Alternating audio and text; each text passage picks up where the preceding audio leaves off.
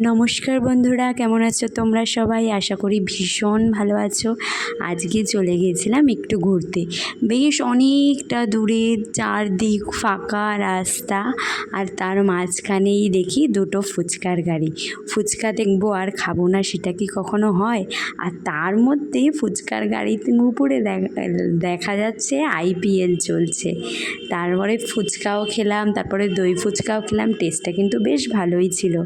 তারপরে বাড়ি এসে বেশ জমিয়ে একটু সুজি রান্না করে নিলাম।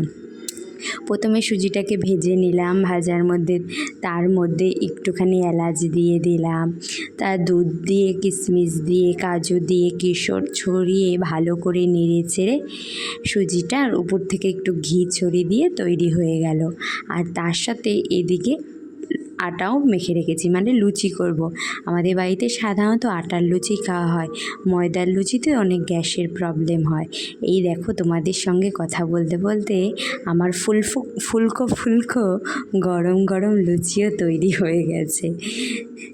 আর লুচি আর সুজি খেতে কারা ভালোবাসো আমাকে অবশ্যই কমেন্ট করে জানিও। আজকের রাত্রের খাবারটা তো একেবারে জমে গেল। দেখা হচ্ছে তোমাদের সঙ্গে পরের ভিডিওতে।